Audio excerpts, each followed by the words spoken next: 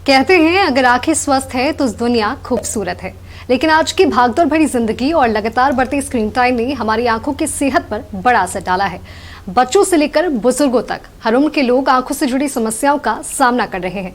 नमस्कार, स्वागत है आपका हेल्थ नक्षत्र में और मैं हूं आपके साथ माधवी चौधरी।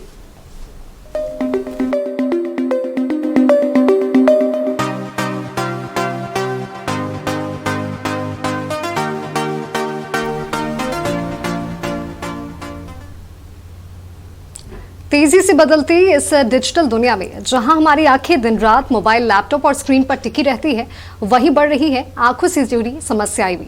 ऐसे में आई केयर कितना जरूरी है और किन बातों का ध्यान रखना चाहिए, इन तमाम विषयों पर चर्चा करने के लिए आज हमारे साथ मौजूद है आयुष हॉस्पिटल रांची के जाने माने ऑप्थेल्मोलॉजिस्ट डॉक्टर सुबोध कुमार सिंह। तो सबसे पहले डॉक्टर सुबोध, आपका बहुत बहुत स्वागत है नक्षत्र न्यूज पर। और हेल्थ नक्षत्र हमारे कैसा प्रोग्राम है जिसके माध्यम से हम अपने दर्शकों को ज्यादा से ज्यादा मेडिकल संबंधित जानकारी देते हैं। तो आपका बहुत बहुत स्वागत है हमारे इस कार्यक्रम में। थैंक यू, नमस्कार।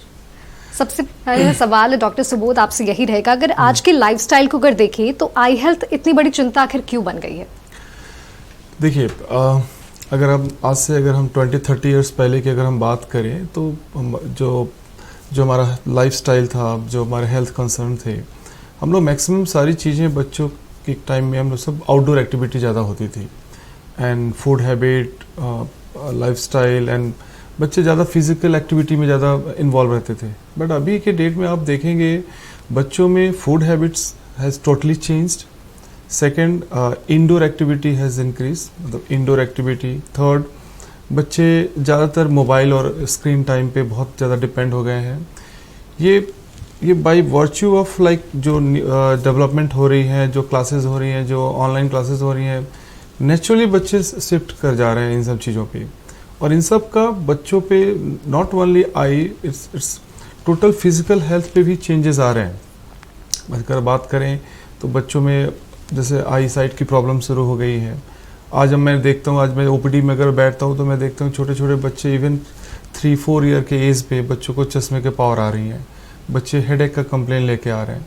साथ ही साथ अगर देखें तो बच्चों में ओबेसिटी काफ़ी बढ़ गई है। बच्चों में जो लाइफस्टाइल, जो फिजिकल एक्टिविटी, इनएक्टिविटी अगर मैं बोलूँ, इसकी वजह से बच्चों को हेल्थ टोटली चेंज होते जा रहा है। मतलब उनमें अर्ली एज में ओबेसिटी, और इस ओबेसिटी की वजह से धीरे धीरे बच्चे डायबिटिक्स के नंबर्स भी बढ़ते जा रहे हैं।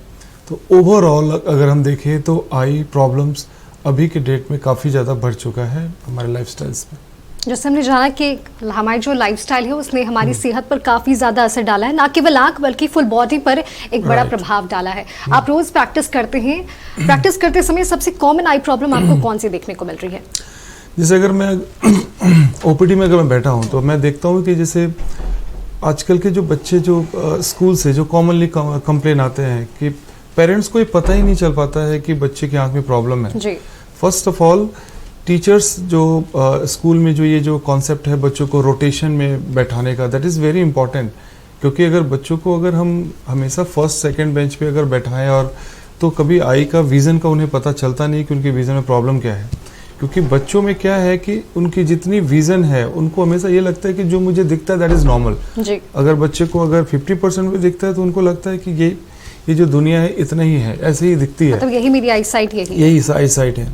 बट बच्चों को वही जब आप कंपेरिजन में, जब आप रोटेशन में जब पीछे बैठाते हैं तो कंप्लेंट्स जो हमारे पास पेरेंट्स लेके आते हैं कि बच्चे का परफॉर्मेंस ठीक नहीं है स्कूल में, जो कॉपी करके आते हैं वो सही नहीं कर पा रहे हैं, कुछ तो उसमें रॉन्ग लिख के आते हैं, कुछ भी लिख के आ जाते हैं।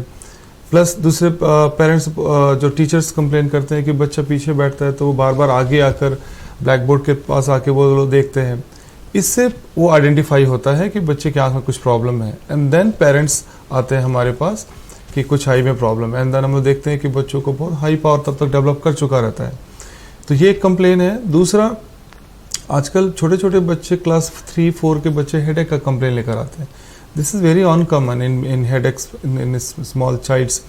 क्योंकि बच्चों का आई इतना फोकस होकर कुछ रहता नहीं है, वो ज़्यादातर वो घूमते फिरते, उनको मतलब आउटडोर एक्टिविटी रहती है। बट आजकल इंडोर में डिजिटल टाइम इतना बढ़ गया है कि बच्चे काफ़ी देर तक वो जो स्क्रीन टाइम देते हैं उससे बच्चों को आई मसल्स एंड ऑल वो स्पाज्म में जाता है, जिससे बच्चों को हेडेक्स के कंप्लेन काफ़ी रहते हैं। और अगर कॉमन प्रॉब्लम की बात करें अगर बच्चों में और ओपीडीज में अगर हम देखते हैं तो allergy is a very common problem nowadays. अगर अभी हम लोग गर्मी की बात करें, अभी समर सीजन चल रहा है, हर दूसरे तीसरे बच्चे को अगर हम देखें तो उनको आंखें रेड हो रही हैं, आंखों में इचिंग प्रॉब्लम हो रही है। बच्चे वो भी कंप्लेंट कभी कभी नहीं कर पाते हैं।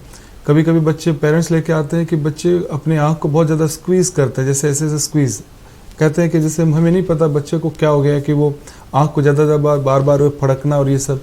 These are all common symptoms of allergy, क्योंकि एलर्जी में कभी बच्चे आए या तो आँख को रब करेंगे या कभी कभी आँखों को स्क्वीज़ करने की टेंडेंसी लाते हैं। So this is allergy problem, और गर्मियों में बहुत ज़्यादा होता है, ठंडी में आराम रहता है। और भी अगर ओपीडी में बात करें तो बच्चों को ज़्यादातर वो अटेंशन स्पैन जो होता है वो बहुत कम हो गया है। बच्चे आजकल जो डिजिटल स्क्रीन पे रहते हैं तो जो रील्स और जो यूट्यूब्स पे जो देखते हैं शॉर्ट वीडियोस, उसमें क्या होता है कि वो हर 30 सेकेंड्स या 15 सेकेंड्स का जो वीडियो होता है वो कीप चेंजिंग, मतलब चेंज करते रहते हैं, जिससे एक पॉइंट पे एक पोजीशन पे उनका फोकस कम हो जाता है। अगर हम इनसे बात करें कि अगर बच्चों को अगर पढ़ने के लिए बोला जाए तो 15-20 मिनट पढ़ने के बाद ही बच्चों में एक टेंडेंसी आती है कि अब ये बहुत हो गया, वो ब्रेक लेते हैं एंड सडनली फिर कुछ और एक्टिविटी इन्वॉल्व हो जाते हैं। तो जो पहले होता था कि जो स्ट्रेच में बच्चे जो आजकल जो पढ़ाई करते थे कि आधे घंटे, 1 घंटे, 2 घंटे, अब वो जो स्पैन, जो attention span has reduced because of this digital screen time and all. So this are the common problems in kids. और भी अगर हम बात करें अगर ओपीडीज में तो फिर तो एडल्ट्स की बात आती है, फिर हम we will come on that. जैसे आपने बताया कि आजकल के जो बच्चे हैं वो ज़्यादा टाइम स्क्रीन पर देते हैं और आंखें जो है वो मोबाइल लैपटॉप पर ही टिकी रहती है। ऐसे में डिजिटल आई स्ट्रेन क्या होता है? डिजिटल आई स्ट्रेन इसी को बोलते हैं, जैसे अगर डिजिटल आई स्ट्रेन बोलें या कंप्यूटर विजन सिंड्रोम बोलें, अगर बच्चों में बोलते हैं तो डिजिटल आई स्ट्रेन बोलते हैं, अगर और बड़ों में बोलते हैं तो कंप्यूटर विजन सिंड्रोम बोलते हैं। इसमें होता क्या है कि आप एक नियर ऑब्जेक्ट जैसे लाइक कंप्यूटर हो गया या मोबाइल हो गया या आईपैड हो गया, अगर आप कंटिन्यूस अगर उस पर अगर आप अपना टाइम स्पेंड करते हैं तो हमारी जो आई मसल्स होती है वो कंटिन्यूस एक कॉन्ट्रैक्शन में रहती है। दूसरा, उस कॉन्ट्रैक्शन से पेशेंट्स को हेडेक्स शुरू होते हैं, उनकी एक अनइजी डिस्कम्फर्ट अगर बोले तो उनको होता है, शाम होते होते सर भारी होने लगता है। थर्ड, अगर आप जो कंप्यूटर पे अगर आप कंटिन्यूस आप देखते हैं तो नॉर्मली जो हमारी ब्लिंकिंग रेट्स होती है वो रिड्यूस हो जाती है। अगर हम नॉर्मल अगर किसी से अगर हम बात करें, अगर नॉर्मली किसी से हम बात करते हैं 1 मिनट में भी मतलब हम लोग 20 to 25 टाइम्स ब्लिंक करते हैं। बट अगर स्क्रीन टाइम पे अगर आप जाते हैं, अगर आप कंप्यूटर पे बैठते हैं, अगर आप या मोबाइल पे देखते हैं, जो कंटिन्यूस जो हम लोग पढ़ते रहते हैं तो हमारी ब्लिंकिंग रेट रिड्यूस हो जाती है। पूरे 1 घंटे मतलब 1 मिनट में 3 या 4 बार ब्लिंक करते हैं। And this is the biggest reason for dryness in our eyes, because जो हमारी आँख की जो ब्लिंक करती है वो हमारे आंसू को वो एक यूनिफॉर्म लेयर बनाती है हमारे कॉर्निया पे, जिससे हमारी आँख ड्राई होने से बचता है।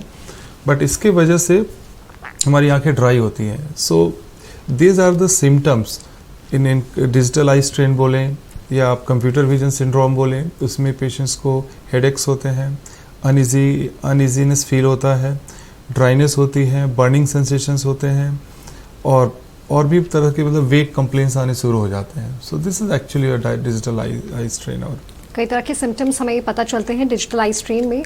डॉक्टर, अगर मान लीजिए कोई लैपटॉप या मोबाइल का इस्तेमाल कर रहा है, ऐसे में आंखों को स्ट्रेन से बचाने के लिए हमें किस तरह की सावधानी बरतनी चाहिए?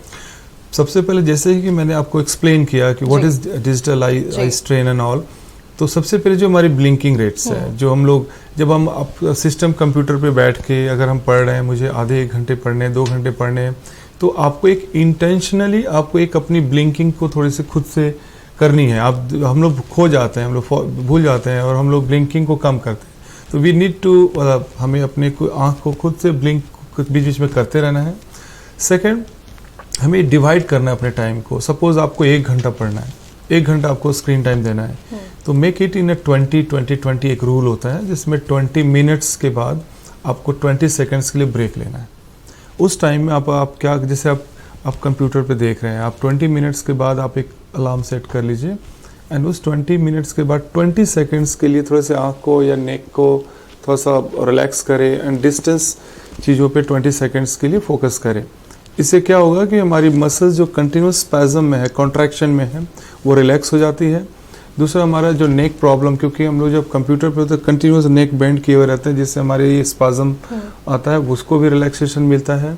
So make a rule of 20-20-20। जब आप स्क्रीन टाइम पे रहते हैं 20 मिनट्स के बाद 20 सेकेंड्स के लिए आप ब्रेक दीजिए। सेकंड, फ्रीक्वेंट ब्लिंकिंग आपको रखना है। थर्ड, जैसे अब हम कंप्यूटर पे अगर हम हैं और हमारा स्क्रीन टाइम अगर ज़्यादा लग रहा है तो कंप्यूटर का जो ब्राइटनेस है उसको हमेशा ध्यान रखिए कि बहुत ज़्यादा वो ब्राइट होकर हमारे आँख पे वो स्ट्रेन ना करे। एंड सबसे इम्पॉर्टेंट, जैसे हमारी जैसे बाहर के जो लाइट्स हैं वो हमारे स्क्रीन से बहुत ज़्यादा नहीं होना चाहिए, फिर वो हमारा स्क्रीन का जो ब्राइटनेस वो डल होने से स्ट्रेन ज़्यादा पड़ता है। फिफ्थ, आप अंधेरे कमरे में बैठ के मोबाइल ना देखें, बिकॉज उससे भी आँख पे बहुत ज़्यादा स्ट्रेन आता है। You have to avoid this things. So बस ये चीज़ अवॉइड करनी है।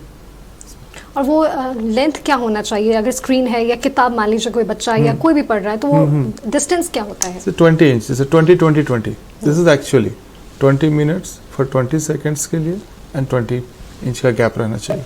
बिल्कुल डॉक्टर, हमने आई हेल्थ से जुड़ी और बढ़ती स्क्रीन टाइम को लेकर भी बहुत सारी चीज़ें जानी है और आगे भी हम अपनी चर्चा को जारी रखेंगे, लेकिन फिलहाल वक्त हो चला एक छोटे से ब्रेक का। डॉक्टर, हमने कई चीज़ें जानी है अपने बढ़ते स्क्रीन टाइम को लेकर, क्या क्या चीज़ें सावधानी हमें बरतने की ज़रूरत है। जितनी सावधानी हमें बरतने की ज़रूरत है उतना ही ज़्यादा ज़रूरी है न्यूट्रिशंस लेना, डाइट लेना। तो आँखों के लिए कौन से डाइट और न्यूट्रिशन काफ़ी ज़्यादा फायदेमंद है? देखिए, पेरेंट्स बहुत बार मेरे ओपीडी में पूछते हैं कि अलग से मैं क्या विटामिन्स दूं या क्या न्यूट्रिएंट्स अलग से सप्लीमेंट दूं अपने बच्चे को। तो आज के डेट में अगर बैक जाएं 30-40 ईयर्स बैक, हमें अलग से कोई न्यूट्रिएंट्स लेने की ज़रूरत नहीं पड़ती थी और उस समय आंखों में प्रॉब्लम्स भी नहीं हुआ करती थी। आज के डेट में जो भी प्रॉब्लम्स आ रही हैं, हमारे जो डिफरेंट फूड हैबिट्स और जो लाइफ स्टाइल्स है, ये सारी चीज़ उससे ओरिएंटेड हो रही हैं। सो मुझे नहीं लगता है कि वी हैव टू हमें अलग से न्यूट्रिएंट्स किसी कैप्सूल या टैबलेट्स के थ्रू लिए जाए। बस कॉन्सेप्ट बहुत क्लियर है कि हमें नेचुरल फूड पे ध्यान देना है। घर में बना हुआ कुक्ड फूड को आप उस पर ध्यान दें। बस खास तौर से आप जो हमारे ग्रीन वेजिटेबल्स पे बच्चों को दें। अगर आप डायरेक्टली ग्रीन वेजिटेबल्स बच्चों को देते तो यूजुअली आज के बच्चे खाते नहीं हैं। आप उनको उसको जूस बना सकते हैं, गाजर का जूस बना सकते हैं, ग्रीन वेजिटेबल्स या टोमेटो या जो भी जो ग्रीन वेजिटेबल्स को कुछ ना कुछ आप घर में कुक करके वो दें। बच्चों में ज़्यादातर कॉमनली जो देखा जाता है, बच्चों में विटामिन ए और ये सब की डिफिशियंसी रहती है। बट आज का जो फूड हैबिट्स एंड ऑल, ऐसे डिफिशियंसी होती नहीं है। बट हाँ, अभी अभी हमें देखने को मिलता है जो रिमोट दूर दराज के गाँव से बच्चे जो आ रहे हैं, उनमें अभी भी विटामिन ए डिफिशियंसी और ये सारी चीज़ें आँखों में देखने को मिलती है। तो बस मेरा ये कहना है कि आप जो घर पे है या घर से बाहर, मतलब जो रिमोट एरियाज़ और ये में है, मतलब वो जो अलग अलग जो सीजनल फूड्स होते हैं हमारे, जैसे गर्मी के सीज़न में, ठंडे के सीज़न में जो आती हैं, आप फोकस उन पे ही करें। घर में उनको अच्छे से कुक करके बच्चों को वो दें, रेदर देन उसको ऑयल में फ्राई करना और ये जो जंक फूड्स वो अवॉइड करें। और ग्रीन वेजिटेबल्स जैसे भी हरी साग सब्जियाँ, गोभी और आप उसको मटर बोल सकती हैं, भाजी जैसे हम लोग खाते हैं। अगर बच्चों को डायरेक्ट बना के देंगे वो कभी नहीं खाएंगे। उसको अलग अलग तरीके से उसको अगर बना के अगर रेडी करके दें अलग अलग ये करके, तो बच्चे ज़रूर खाएंगे। एंड उससे भी हमारा विटामिन डिफिशियंसी और न्यूट्रिएंट्स कंप्लीट हो जाता है। जैसे अभी तक हमने बच्चों के बारे में बात की है और आज के लाइफस्टाइल ने बच्चों से लेकर बुजुर्गों तक की आंखों पर एक बड़ा असर डाला। अगर हम एडल्ट्स की बात करते हैं तो सबसे कॉमन प्रॉब्लम जो हमें देखने को मिलती है वो है मोतियाबिंद या फिर कैटरैक्ट कहे। तो इस एक्चुअली ये होता क्या है और इसके शुरुआती लक्षण क्या होते हैं? देखिए, एडल्ट्स की अगर बात करें तो देयर आर 2 प्रॉब्लम्स जो अभी हमें सबसे ज़्यादा कॉमनली हम लोग फेस कर रहे हैं, and we have to be very concern about eye problems in adults. पहले तो जो लोग कहते थे कि कैटरैक्ट, हमारे जो जैसे हमारे ओपीडीज में पेशेंट आते हैं, कहते हैं कि हमारे दादाजी को तो कैटरैक्ट हुआ नहीं, हमारे फैमिली में पहले कैटरैक्ट नहीं होता, अभी इतने कैटरैक्ट्स कैसे आ रहे हैं, कैसे मोतियाबिंद सबको हो रहा है। तो मेरा बस ये कहना है कि मोतियाबिंद होता सबको है, वो पहले भी होता था और अभी भी हो रहा है। प्रिवलेंस अभी और बढ़ गया है, मतलब और इंसिडेंस अभी और बढ़ गया है। ऐसा माने कि कैटरैक्ट क्या है, जैसे हमारी आंखें का जो लेंस होता है, जैसे नॉर्मली एज होता है तो हमारे एज के हिसाब से जो हमारे बाल सफ़ेद होते हैं, वैसे ही हमारी आँखों का लेंस भी सफ़ेद होता है। एंड इसी को कैटरेक्ट या मोतियाबिंद बोलते हैं। तो मोतियाबिंद होता है सबको, बट अभी के सिनारियो में अगर हम देखें तो यंगर एज में कैटरेक्ट्स हो रहे हैं, मोतियाबिंद कम उम्र में हो रहा है। कॉमनली हम अभी 30s 40s में भी हम देख रहे हैं कि मोतियाबिंद हो रहा है। और ये मोतियाबिंद होने का भी बहुत ही कॉमन रीज़न है हमारा जो लाइफस्टाइल है, फूड हैबिट्स, लाइफस्टाइल। आज के डेट्स में अगर हम यंग जनरेशन को देखें जो आजकल जिम में जाते हैं और बॉडी बिल्डिंग और ये सब के लिए वो जो तरह तरह के न्यूट्रिएंट्स लेते हैं, सप्लीमेंट्स लेते हैं, और वो अनगाइडेड सप्लीमेंट्स जैसे बिना किसी जस्ट कहीं से भी क्लेम करके कि ये खाइए वो खाइए, वो ज़्यादातर कभी कभी उसमें स्टेरॉइड्स होता है। And steroids helps in building the muscles and ये स्टेरॉइड्स बहुत ज़्यादा हानिकारक होते हैं हमारे आँखों के लिए, क्योंकि ये अर्ली एज में कैटरेक्ट बनाते हैं। सेकेंड, कॉस्मेटिक्स को अगर हम बात करें तो आजकल जो फीमेल्स में देखा जाता है कि फेस को तरह तरह के वो लोग क्रीम्स लगाते हैं। क्रीम में हम लोग ज़्यादातर आपने सुना होगा वेट नो वेट सी, या हमेशा कुछ भी फोड़ा, कुछ भी किसी तरह का जो स्किन पे कुछ प्रॉब्लम होता है वो लोग वेट नो वेट सी और ये सारी चीज़ें लगाते हैं। ये सारे ऑइंटमेंट्स में स्टेरॉइड्स होता है। एंड वो फेशियल वो क्रीम वो लगाने में वो ये स्टेरॉइड्स का जो आप लॉन्गर यूज़ करते हैं उससे भी कैटरेक्ट होता है आँखों में। थर्ड रीज़न है डायबिटीज़। आज के डेट में अगर आप देखें तो तीसरा या चौथा आदमी डायबिटिक है। And diabetes is the very common reason for early cataract and faster cataract, और तुरंत मोतियाबिंद बनाता है। और ये कहता अगर आपका शुगर अगर अनकंट्रोल्ड है तो इसलिए जो 30s 40s मतलब 30-40 साल पहले की अगर हम बात करें तो ये प्रॉब्लम्स उस समय नहीं थी, लोग स्टेरॉइड्स यूज़ नहीं करते थे। आजकल देखेंगे लोगों को गठिया की बीमारी है या कमर में दर्द है, अगर उनको दर्द हो रहा है तो वो लोग कहीं से ना कहीं से वो जड़ी बूटी वाली दवाइयाँ या कुछ गोली लेके आते हैं, होम्योपैथी या कहीं और से, कहते हैं सर हम तो ये गोली लेते हैं, हमको मेरा दर्द ठीक हो जाता है, मेरा आर्थराइटिस का प्रॉब्लम, ये गोली खाते हैं और ठीक हो जाता है। बट ये सब जो गोली, ये पुड़िया, ये जड़ी बूटी, ये सब जो भी आप देखेंगे आप उसमें 80% उसमें स्टेरॉइड होता है जो पेन को रिलीव कर देता है, एक पेन किलर की तरह काम करता है। बट ये इसमें स्टेरॉइड्स होता है जो आंखों में कैटरेक्ट कर देता है।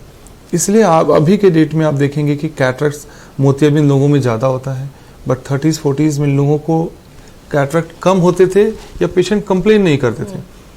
आप सिंपल सोचो कि हमारे जो दादाजी थे उनको मोबाइल का नीड नहीं था, उनको डिस्टेंस और नियर पढ़ने का बहुत डिमांड नहीं था, इसलिए उनको कभी ऐसा अगर उनकी विजन अगर कैटरेक्ट से अगर 20% कम भी हो गई उनको कोई बॉदर नहीं होते थे, उनका काम तो चल रहा है। बट आज के डेट में अगर आपकी विजन अगर 5% भी रिड्यूस होगी तो आप टॉलरेट नहीं कर पाओगे, मतलब आपको लगेगा कि मेरी विजन कम हो रही है, मैं पढ़ नहीं पा रही हूँ, मुझे दूर का क्लियर नहीं दिख रहा है, आप इमीडिएटली आप कंसल्ट करते हो। And that is why cataract diagnosed. But पहले ये चीज़ें लोग कंप्लेन नहीं करते थे, इसलिए पहले कैटरेक्ट के लिए पेशेंट्स कम होते थे, नहीं आते थे। मोतियाबिंद की बात की, एक और जो प्रॉब्लम देखने को मिलता है वो है ग्लूकोमा की, वो कितनी खतरनाक है? ग्लूकोमा के लिए एक ही वर्ड में बोलूँगा, ग्लूकोमा को हम लोग हमारे मेडिकल साइंस में इसको साइलेंट डिजीज़ बोलते हैं। It's a very silent disease, इसके कोई लक्षण नहीं होते हैं। पेशेंट्स आते हैं कि सर मेरी रोशनी कम हो रही है, धीरे धीरे कम हो रही है, मुझे पता नहीं चल रहा है, एक तो ये कंप्लेन है। फिर जब हम लोग चेक करते हैं तो देख रहे हैं आँख की नस ऑलमोस्ट 80-90% डैमेज हो चुकी रहती है। सो ग्लूकोमा में एक प्रॉब्लम ये है। दूसरा, ग्लूकोमा में ये तो पेशेंट को विज़न कम हुआ, बहुत बार पेशेंट्स अपने 40s या 50s के एज में जब चेक कराने आते हैं तो हम लोग देखें पेशेंट नॉर्मल चेक कराने को आ रहा है, कोई कंप्लेन नहीं है, बस मुझे चश्मे का पावर चाहिए डॉक्टर साहब देख लीजिए। पर जब हम लोग थॉरो चेक करते हैं तो देखते हैं कि ऑलमोस्ट ग्लूकोमा आँख की नस को काफ़ी डैमेज किया हुआ रहता है। तो यस, ग्लूकोमा भी, चूँकि अब आजकल डायग्नोस्टिक जो इंस्ट्रूमेंट्स या इन्वेस्टिगेशंस की जो मशीन्स आजकल आ गई हैं, तो ग्लूकोमा का डायग्नोसिस भी बहुत अब ईजी हो गया है। सेम चीज़ अगर मैं बोलूँ इन द पास्ट 30-40 ईयर्स पहले ग्लूकोमा के टेस्ट करने के जो इंस्ट्रूमेंट नहीं हुआ करते थे, बस क्लिनिकली लोगों को पता रहता था। इसलिए आज के डेट में ग्लूकोमा भी एक बहुत कॉमन कॉज आने लगा है पेशेंट के विज़न को लॉस करने के लिए। इसलिए मेरा ये रिक्वेस्ट है कि वो सारे लोग जो 40 से अबव है और अगर उनके फैमिली में ग्लूकोमा है तो वो अपना एक नॉर्मल रूटीन आई चेकअप जरूर कराएं अपने ऑप्थेल्मोलॉजिस्ट से, ताकि ये सारी प्रॉब्लम को रूल आउट करें। ग्लूकोमा कभी आपको लक्षण नहीं देगा। 90% ग्लूकोमा पेशेंट्स के कोई लक्षण नहीं होते हैं, सिर्फ 10% में अचानक से विज़न लॉस होता है, पेनफुल आई होती है, तब वो आते हैं। लेजर ट्रीटमेंट्स आजकल कितने सेफ और इफेक्टिव माने जा रहे हैं?